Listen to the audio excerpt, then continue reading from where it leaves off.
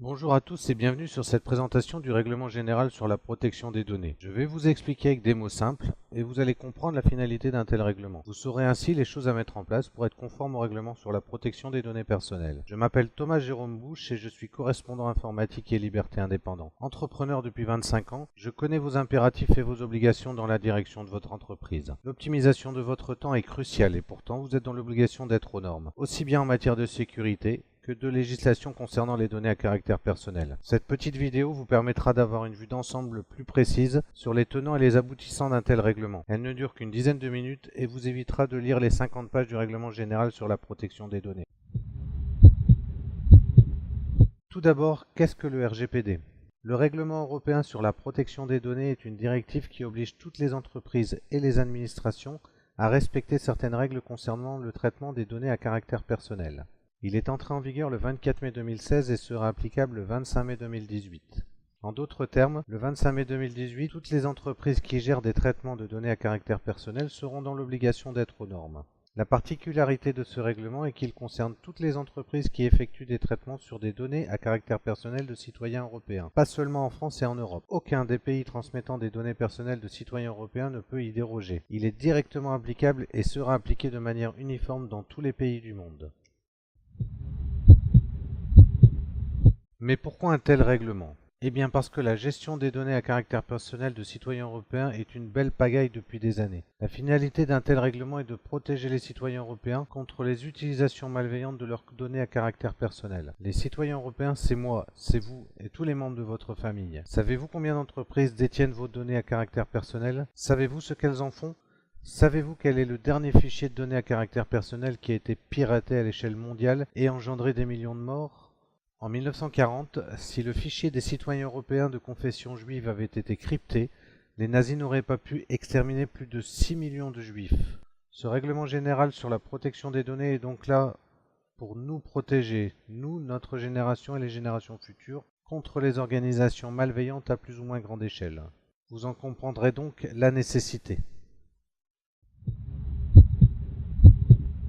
Dans quel cas s'applique le règlement général sur la protection des données ? Le RGPD s'applique à tous les traitements de données à caractère personnel de citoyens européens. La seule exception, je dis bien la seule exception, est votre répertoire téléphonique personnel. Toutes les autres manipulations de données à caractère personnel de citoyens européens lui sont soumises. Il est donc nécessaire de vous intéresser à tous les traitements de données que vous effectuez dans le cadre de votre activité.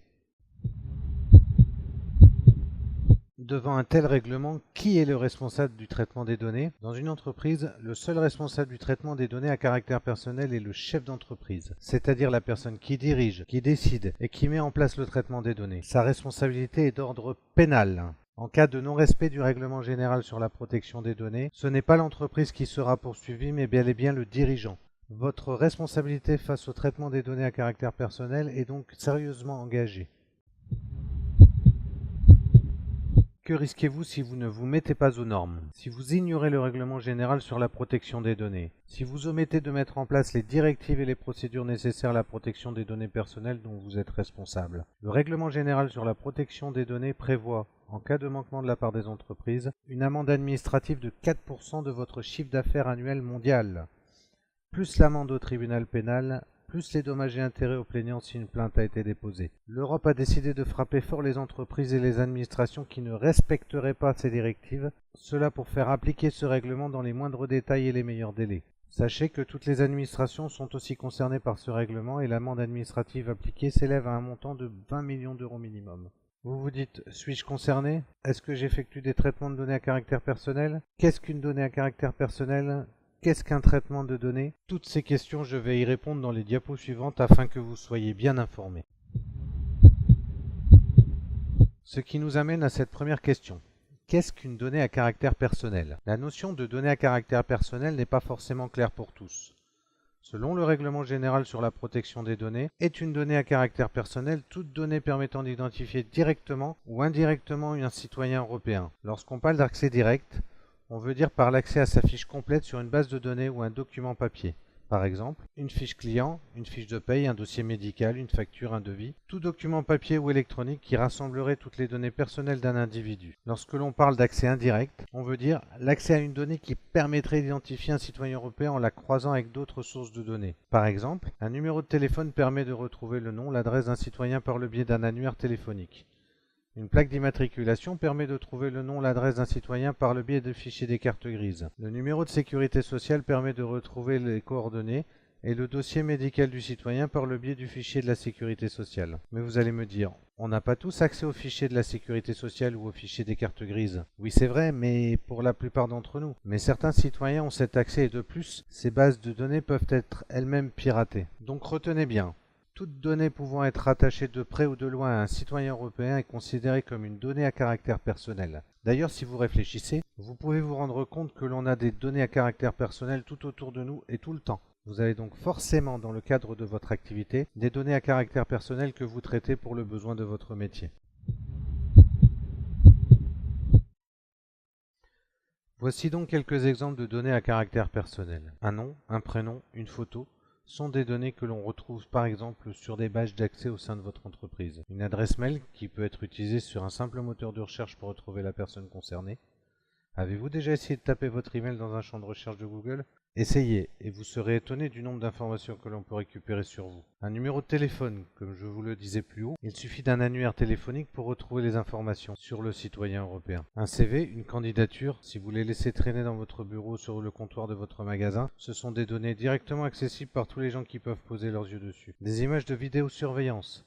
Sachez que toutes les images enregistrées par les caméras de vidéosurveillance implantées dans votre entreprise sont des données à caractère personnel. Elles sont soumises au règlement général sur la protection des données et doivent être protégées au même titre que les informations personnelles de vos employés. Un numéro de sécurité sociale de patient, par exemple, pourrait donner accès à un dossier médical.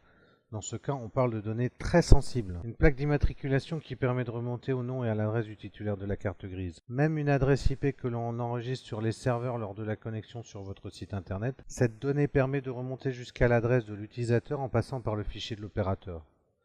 Voici donc une petite liste non exhaustive qui regroupe quelques exemples de données à caractère personnel. Et il y en a beaucoup d'autres. La question suivante est donc en toute logique, qu'est-ce qu'un traitement de données? Dès lors que vous notez un nom, un prénom sur une feuille de papier, que vous rangez cette feuille dans votre armoire dans des dossiers suspendus identifiés, cela devient un traitement de données. C'est donc une notion très vaste qui concerne même l'action la plus simple qui peut être faite sur des données à caractère personnel. Voici quelques exemples de traitement de données. La collecte, c'est-à-dire la récupération des données personnelles. Elle doit être faite exclusivement auprès de la personne concernée. Les données ne peuvent être récupérées auprès des partenaires sans une autorisation explicite de la personne concernée. Elle peut être effectuée par le biais d'une fiche de renseignement, d'un bordereau d'inscription, d'un formulaire sur un site internet par exemple. L'enregistrement. Une fois les données collectées, l'action de les enregistrer dans une base de données, électronique ou non, est un traitement de données. Notez bien que la notion de traitement électronique n'est pas exclusive. Si vous stockez des fichiers de renseignement de vos clients dans une armoire, rangés par ordre alphabétique, cela constitue un traitement de données. La conservation. Dès le stockage d'une donnée personnelle, il est nécessaire de définir la durée de conservation. En effet, il n'est pas nécessaire de garder les données personnelles en dehors de la durée de leur traitement. Garder ces données personnelles plus longtemps que le traitement ne le nécessite représente un risque de perte ou de violation de données. La communication, le transfert et l'interconnexion.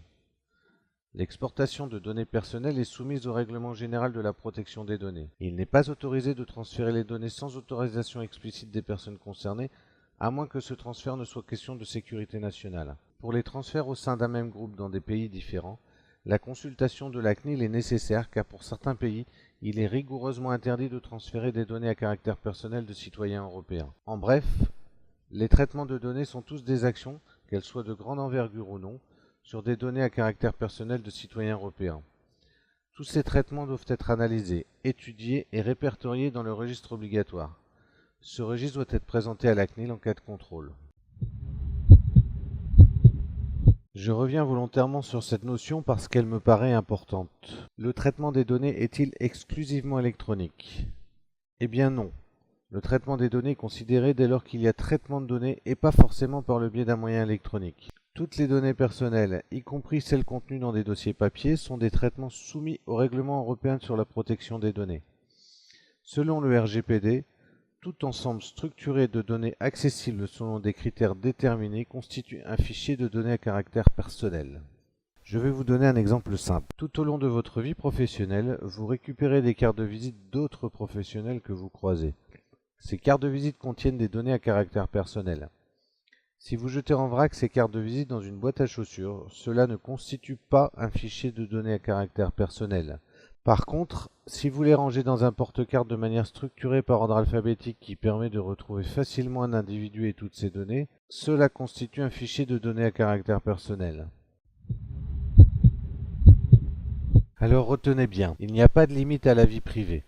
Les données professionnelles sont aussi des données à caractère personnel. Toutes les informations que vous récoltez et que vous structurez correctement constituent un fichier de données à caractère personnel. De plus, le contexte n'est pas déterminant. Cela veut dire que même dans un contexte B2B, c'est-à-dire business to business, les traitements de données sont soumis au règlement européen. Dans la pratique, quels sont les traitements les plus courants? Voici une liste non exhaustive des traitements les plus courants utilisés dans les entreprises. Vous trouverez certainement dans cette liste des traitements que vous effectuez. Par exemple, la gestion de votre site internet. Si vous récoltez des données à caractère personnel sur votre site internet, pour générer une fiche client par exemple, ou simplement pour un formulaire de contact dans lequel l'utilisateur y insère ne serait-ce qu'une adresse email, cela constitue un traitement de données à caractère personnel. Il faudra pour ce traitement définir les modalités de collecte, de stockage, de sécurisation, de durée de conservation et d'utilisation afin de sécuriser les données personnelles de votre client. Cela dit en passant, commercialement, c'est un gage de qualité vis-à-vis de vos clients de pouvoir afficher un label de sécurisation des données personnelles et peut-être un plus face à vos concurrents. Votre système de vidéosurveillance. Le système de vidéosurveillance que vous avez installé dans votre entreprise pour contrôler les accès constitue un traitement de données à caractère personnel. Une image est considérée comme une donnée à caractère personnel. Vous êtes dans l'obligation de définir les modalités de stockage, de vérification, de durée de conservation pour ces données. Cette liste ne représente qu'une petite partie de tous les traitements qui peuvent être soumis au RGPD. La liste est longue et propre à chaque entreprise. Il faut donc bien étudier toutes les données personnelles pour bien définir tous les traitements de données à caractère personnel. Devant une telle complexité, une telle diversité de traitements de données à caractère personnel, vous êtes en droit de me dire « Oui, mais moi je sous-traite mes traitements. Le responsable est donc mon fournisseur. » Eh bien non. Même si vous sous-traitez vos traitements de données à caractère personnel, vous restez le seul responsable des traitements face à la loi. Vous êtes dans l'obligation de vous assurer que votre prestataire effectue les traitements correctement et en apporte la preuve en cas de contrôle de la CNIL ou des autorités. La question suivante qui doit naturellement vous venir à l'esprit devrait être celle-ci. Que dois-je faire pour me mettre aux normes du GRPD? En tant que chef d'entreprise et responsable des traitements, vous êtes dans l'obligation de vous mettre aux normes du Règlement général européen sur la protection des données avant le 25 mai 2018. Au-delà de cette date, vous vous exposez à de lourdes sanctions financières. Rappelez-vous, 4% de votre chiffre d'affaires annuel, sans compter les sanctions pénales et les dommages et intérêts aux plaignants. Face à une telle sanction, je pense que vous avez compris qu'il vaut mieux passer quelques heures à se pencher sur le problème que de risquer une lourde amende qui pourrait mettre en péril votre entreprise. En cas de contrôle, la CNIL vérifiera si vous avez pris vos responsabilités en mettant en place des mesures spécifiques sur la protection des données, si vous pouvez apporter les preuves que vous respectez le règlement général sur la protection des données. Voici donc vos principales obligations pour vous mettre aux normes. Protégez vos données dès leur conception, ce que l'on appelle le Data Protection by Design. Protégez vos données par défaut, c'est-à-dire avoir un état d'esprit de protection des données. Dans tous les cas, une déontologie et former vos employés, vos collaborateurs sur la protection des données à caractère personnel. Tenir un registre interne des traitements qui regroupe tous les traitements effectués, en cours d'exécution ou programmés dans l'avenir. Ce registre sera présenté à la CNIL en cas de contrôle. Effectuer une analyse d'impact sur la vie privée pour certains traitements sensibles. Si vous traitez des données à caractère personnel dites sensibles, vous êtes dans l'obligation d'effectuer une analyse d'impact sur la vie privée avant d'effectuer le traitement. Cette analyse d'impact doit être jointe au registre obligatoire afin de pouvoir être présentée au contrôleur de la CNIL. Consultez la CNIL avant d'effectuer tout traitement concernant des données sensibles. Et pour certaines entreprises, en fonction de leur taille et des données traitées, désignez un correspondant informatique et liberté ou Data Protection Officer. Pour vous donner un avant-goût sur la sécurité des données, voici quelques exemples de bonnes pratiques préconisées par le Règlement général sur la protection des données. Sécuriser les données à la source de la collecte, c'est-à-dire faire en sorte que dès la collecte, ces données soient sécurisées. Sécuriser le stockage pour garantir l'intégrité et la confidentialité des données. Optimiser la sauvegarde afin de pouvoir restaurer rapidement les données en cas de perte ou de destruction non désirée. Sécuriser l'accès aux données afin d'identifier tout utilisateur et vérifier qu'il soit autorisé à y accéder. Sachez dans tous les cas que la CNIL est bien consciente que vous ne pouvez pas connaître toutes les failles du système, mais il faut pouvoir prouver à la CNIL que vous avez comblé toutes celles que vous connaissez. Cette démarche pourrait vous éviter une amende administrative de 4% de votre chiffre d'affaires annuel. Avoir de bonnes pratiques, protéger les données, sécuriser le stockage et avoir mis en place des procédures déontologiques de protection des données va limiter les risques de violation. Mais il se peut que vous n'ayez pas pensé à tout. Malgré toutes ces démarches, la violation des données à caractère personnel reste possible. Ce qui nous amène à la question, que dois-je faire en cas de violation de la base qui contient les données à caractère personnel que j'utilise pour mes traitements? En cas de violation de votre système de données, vous avez 72 heures maximum pour prévenir la CNIL et les personnes concernées. On entend par les personnes concernées les citoyens dont les données ont été violées. On entend par violation des données à caractère personnel la destruction, la perte ou l'altération non désirée, la divulgation non autorisée de données à caractère personnel, l'accès non autorisé à des données à caractère personnel transmises, conservées ou traitées d'une autre manière. Oui, mais pour pouvoir prévenir la CNIL dans les 72 heures, il faut constater la violation. Pour les systèmes électroniques, il existe des alertes automatiques, des antivirus, des logs qui nous permettent d'être informés rapidement de l'intrusion et de la violation des données. Pour tous les autres traitements qui ne sont pas électroniques, la déontologie et les bonnes pratiques sont de mise. Si je reviens sur l'exemple de l'armoire qui contient l'ensemble des fiches de paye du personnel, comment se rendre compte d'une violation de données à caractère personnel si l'armoire reste ouverte toute l'année, en accès libre à toute personne présente dans le bureau? La bonne pratique veut donc que la personne responsable du traitement des fiches de paye prenne conscience qu'il est nécessaire de fermer son armoire à clé dès qu'elle s'absente de son espace de travail, pour aller déjeuner par exemple. La violation pourra alors être connue par simple constat de l'effraction de l'armoire. Si malgré tous les moyens mis en place pour protéger vos données, vous êtes victime d'une violation, vous êtes dans l'obligation de déclarer à la CNIL la nature de la violation, si possible les catégories et le nombre approximatif de personnes concernées et d'enregistrement de données à caractère personnel concernées, le nom de la personne à contacter, s'il existe, les coordonnées du DPO pour obtenir les informations supplémentaires si nécessaire, les conséquences probables de la violation et les mesures prises ou proposées d'être prises pour remédier à la violation, notamment les mesures pour en atténuer les éventuelles conséquences négatives. Toutes ces mesures à prendre sont des obligations, toujours dans l'optique de protéger le citoyen européen. Ne pas se soumettre à ces obligations vous expose à de lourdes sanctions financières. Nous avons vu vos obligations devant la sécurisation des données à caractère personnel, mais le règlement européen sur la protection des données inclut d'autres obligations. Voici en quoi consistent ces obligations. Vous devez récolter les données de manière explicite auprès des citoyens européens. Cela veut dire que toute récolte de données personnelles auprès de citoyens européens doit être couplée avec une explication claire et précise sur les finalités de cette récolte. Vous ne pouvez plus demander l'autorisation aux citoyens de partager ces données personnelles avec vos partenaires sans être précis sur l'identité de ces partenaires et la finalité du partage. Vous devez gérer la durée de conservation des données à caractère personnel. Dans l'intérêt du citoyen européen et pour limiter les risques de violation, la déontologie vous incite à ne pas garder les données plus longtemps que la durée nécessaire au traitement. Tout traitement de données programmées doit donc inclure une durée de garde des données personnelles. Cela, encore une fois, pour la sécurisation des données. Une donnée effacée ne risque plus d'être violée. Enfin, vous êtes dans l'obligation de permettre l'exercice du droit d'opposition, de rectification, d'accès direct et d'effacement des données. Tout citoyen dont vous détenez les données personnelles a le droit de vous demander, à tout moment et par le moyen qu'il préfère, de lui fournir toutes les données dont vous disposez sur lui. Vous avez un délai de 2 mois pour répondre à sa demande. Le citoyen européen peut aussi vous demander de rectifier certaines données qui lui paraîtront incorrectes dans votre base.